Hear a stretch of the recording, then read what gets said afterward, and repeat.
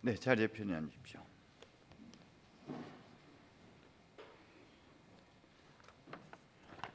바람이 부니까 낙엽이 떨어질 것 같은데 안 떨어지네요.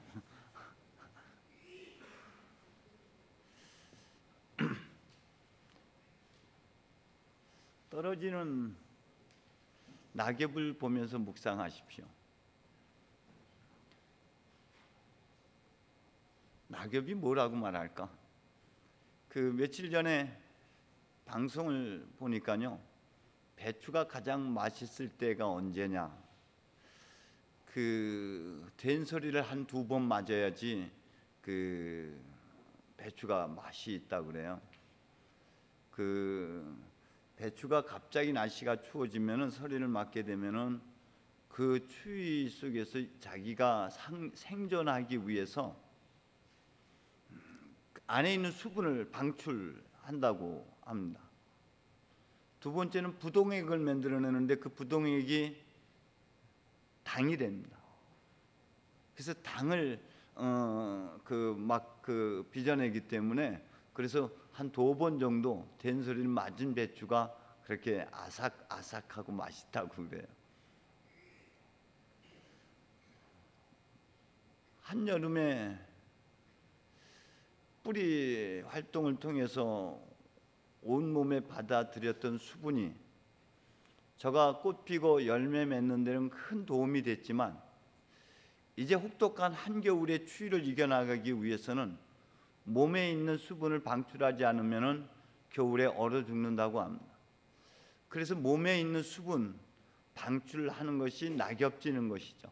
그래서 몸에 있는 모든 수분을 다 이파리로 방출을 해서 그 낙엽을 떨어뜨림으로 인해서 한겨울의 혹독한 추위를 나무가 이겨나갈 수 있다고 합니다.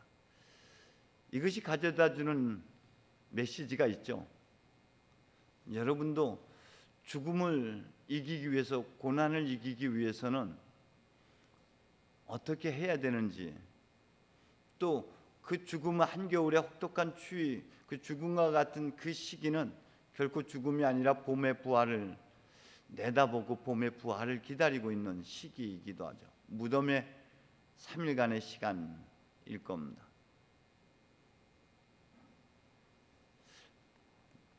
여러분들한테 먼저 죄송하다는 말씀 드리는데 저는 개신교 목사님처럼 그렇게 확고한 믿음 위에 서 있지 못한 저의 연약한 믿음을 고백합니다. 저는 하나님의 뜻이 어디에 있는지, 어떤 것인지 식별하는데 굉장히 어려움을 많이 겪어요. 지나고 나서야 맞아, 그랬어, 그게 하나님의 뜻이었어 하고 늘 번번이 목사님들처럼 앞에서 딱 알아차리면 좋겠는데 저는 그런 믿음에 다다르지 못해서 지난 다음에서야 맞아, 그랬었지, 늘 그래요. 그래서 죄송합니다. 그러나 여러분은 저보다 믿음이 연약해서는 안 됩니다. 여러분들은 저보다 더 많은 기도를 하셔야 되고 저보다 훨씬 더 많은 믿음의 확신들을 갖고 사셨으면 좋겠습니다.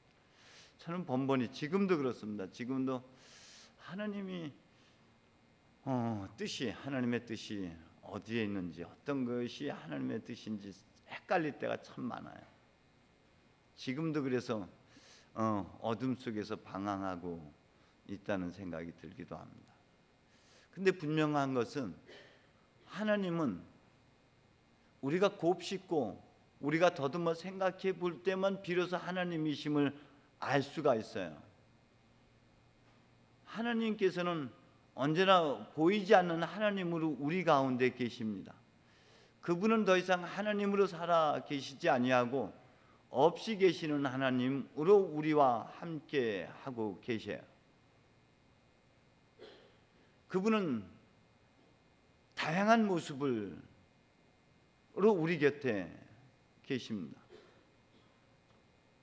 하나님께서는 세상을 창조하실 때에 모든 창조물, 모든 피조물 안에 하나님을 알 수 있는 특성들, 하나님의 신성을 그 안에 담아 두셨다고 사도 바울은 로마서 1장을 통해서 말씀하고 있습니다.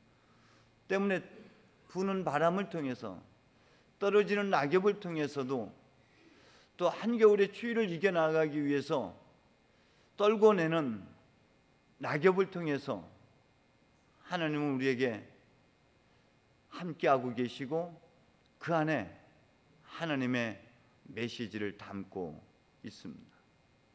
다만 그것은 우리가 곱씹고 되새김질할 때만, 더듬어 생각해 볼 때만, 깊은 직관적 성찰 기도를 통해서만이 아하 하면서 비로소 깨닫고 알아차릴 수가 있죠.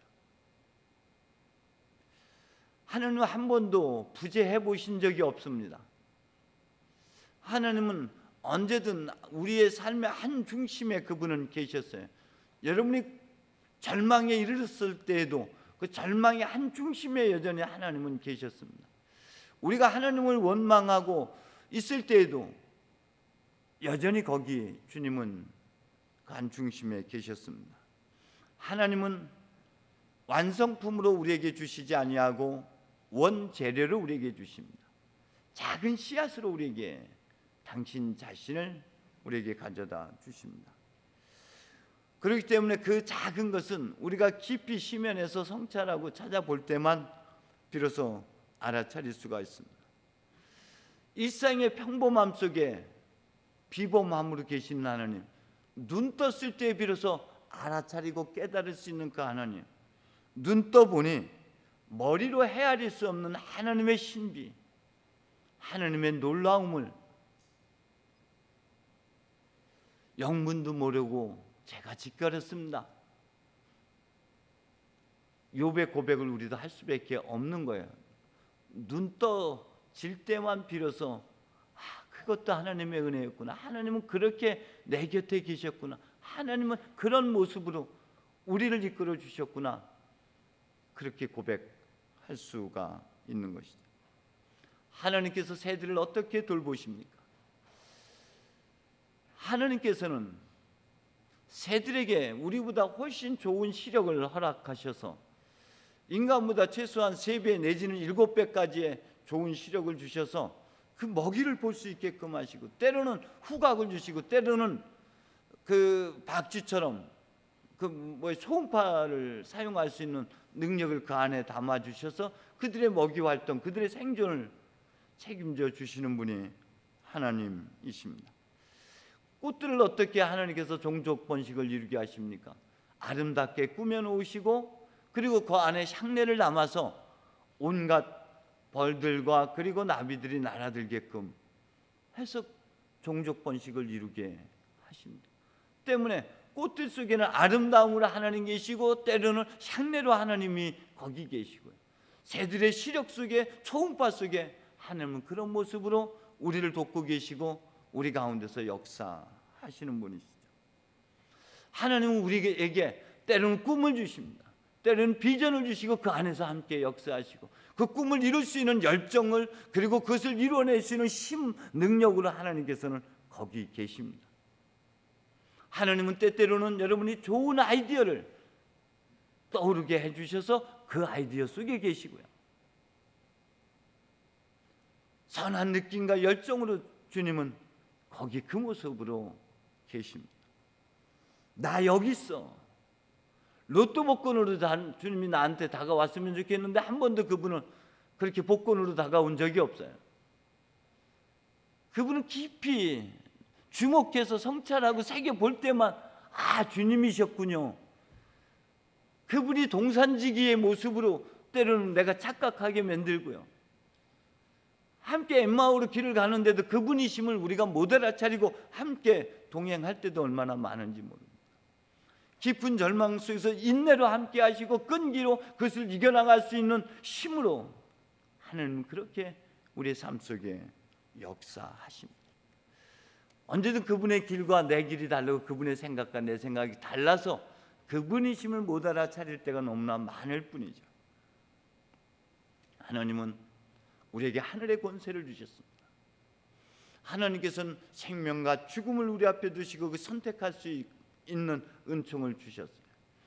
하나님은 우리의 미래를 우리에게 주셨습니다. 그래서 여전히 여러분 안에는 여러분이 알아차리지 못한 원죄력, 아직도 무한한 잠재력으로, 페북에 보니까 95세 되신 할아버지의 후예, 여러분들 혹시 보신 적 있으신가요? 60세 만 정년까지는 열심히 살아오셨다는 거예요. 그런데 내가 이렇게 길게 살 줄은 몰랐다는 겁니다. 그래서 새롭게 영어 공부를 시작하셨대요. 내가 그때 이렇게 오래 살 줄 알았으면은 그때 시작했을 걸, 그때 이렇게 오래 긴 세월 살 줄 몰라가지고 그때 시작하지 못한 게 후회된다. 나는 60은 잘 살았는데 나머지 30년은 내가 잘못 살아왔다. 그 시간을 너무 많이 흘려버렸다. 그렇죠? 100세 시대잖아. 그래서 난 강클라라 어머니가 아기 같아서 이쁘고 아름답고 좋아요. 응? 여전히 저희 연세에 주님 기도하려고 또 뭔가를 또 배우려고 하시는 저 움직임이, 또 클라라 어머니 옆에 짝이 있죠. 헬레나 어머니. 그 짝 어디 갔어? 그래서 참 아름답고 좋아요. 그래, 우리는 뚜껑이 덜커덕하고 닫히는 그 순간까지, 제가 존경하는 분 중에 한 분이 저 세상에 계시는데요. 제가 서인천 교회를 개척하려고 했을 때 저희 스승님, 고등학교 저희 스승님이었는데, 계양교회 제가 와서 신방을 가서 보니까 어디서 많이 뵀던 분인데 교회에서 뵀는 줄 알았는데 그 집에 가서 보니까 저희 고등학교 선생님이었어요. 근데 그분이 은퇴하시고 나서, 정년 은퇴하시고 나서 나머지 시간을 어떻게 사실까를 고민하셨고요. 그 고민 중에 나온 답이, 아이들하고 평생을 살아왔으니 아이들하고 같이 지냈으면 좋겠다 해서 바둑교실에서 한문도 가르치고 컴퓨터도 가르치시고 싶으셔서 바둑교실을 열어놓으셨어요. 그리고 제가 교회 개척을 할 때 그분은 사무엘이라는 이병철 사무엘 교우님인데 이곳을 사용하라고.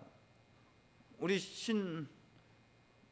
스테반 교우님 혹시 기억하세요? 이병철 사무엘?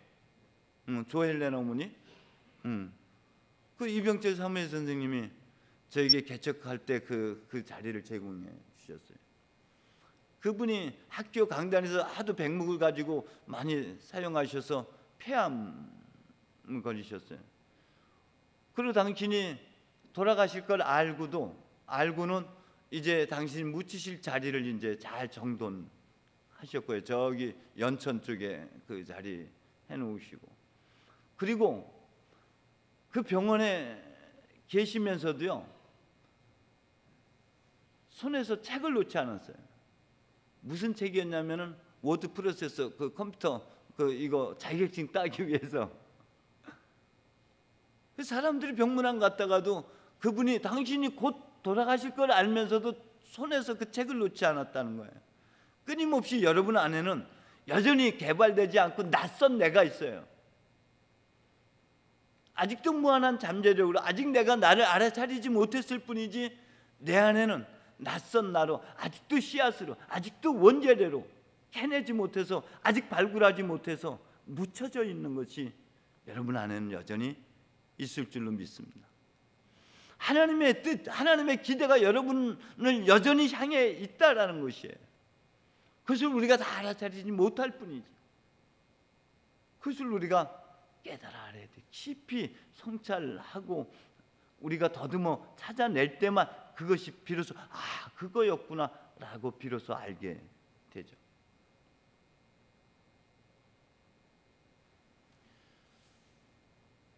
며칠 전에 저 은행나무 이파리 떨어지는 거 보니까 기가 막히게 떨어지더라고요. 은행나무 이파리는 하루아침에 떨어진다 그러더니 진짜 딱 하루예요. 아침에 후두둑 소리가 나기 시작하더니 오후 되니까 반쯤 옷이 벗었고요. 저녁 나절 되니까 완전히 벗어버리더라고요. 그래서 저 뒤에 있는 은행나무는 지금 걸친 게 하나도 없어요. 다시 다시 비움의 자리로 갔을 때만 다시 씨앗으로 태어나서 씨앗으로 돌아가는 것이 하나님께서 우리에게 허락하신 길이에요. 우리도 삶에서 성령의 열매를 풍성히 맺어야 되고요.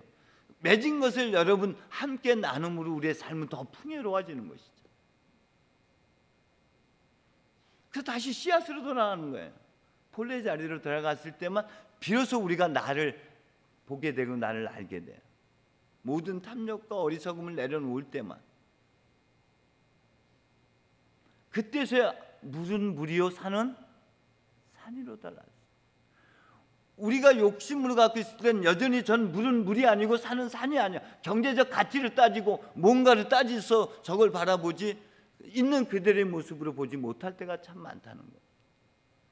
여러분도 여러분 자신을 깊이 욕심을 내려놓고 다시 씨앗의 자리에서 여러분을 깊이 성찰해 보면 여러분을 향한 하나님의 뜻이 얼마나 큰지, 여러분을 통해서 이루시고자 하는 하나님의 꿈이 얼마나 많은지, 또 그 꿈을 이룰 수 있는 힘이 여러분 안에 이미 내재되어 있다는 것을 여러분이 알아차리셨으면 좋겠습니다. 적어도 이번 추수감사주일은 없이 계시는 하나님, 그러나 내 중심에 언제나 내 끈기와 내 비전과 내 열정 속에 계시는 하나님이심을 여러분 알아차리셨으면 좋겠습니다. 그걸 깨달았으면 좋겠습니다. 그리고 하나님은 그 안에 큰 뜻과 기대는 여러분이 수고하고 애써서 거둔 귀한 열매들을 함께 더불어 나누도록 하나님 우리를 기대하고 있다는 것입니다. 다윗 왕이 나에게 하나님께서 이처럼 든든한 왕국을 세워주시고 나에게 이 왕권을 주신 것은 당신 백성을 잘되게 하기 위해서라고 고백했던 것처럼 하나님께서 우리에게 이 풍요로운 삶을 주시는 것도 함께 나누는 삶이 되라고 우리에게 허락하신 것인 줄로 믿습니다. 나누는 삶이 되셨으면 좋겠습니다. 여러분 끊임없이 여러분 안에 숨겨져 있는 하나님의 씨앗들을 발견해내시고 그것을 잘 빚어내는 삶이 되셨으면 좋겠습니다. 언제까지? 덜커덩 뚜껑이 닫히기 전까지. 강클라라 어머니 언제까지? 덜커덕 하기 전까지. 기도하겠습니다. 주님, 우리 안에 하나님은 숨어 계십니다. 감춰져 계십니다.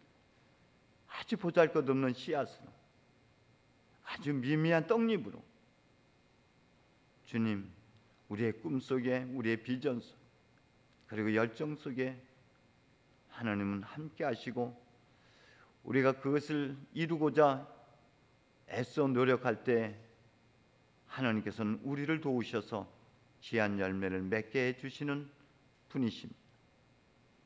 우리를 향한 하나님의 놀라운 뜻, 기대를 알아차리게 하시고 우리 안에 아직 발견되지 못한 나를 찾아내서 잘 빚어내는 삶, 그래서 하나님의 뜻을 이뤄내는 그러한 인생이 되게 하여 주옵소서. 예수님의 이름으로 기도합니다. 아멘.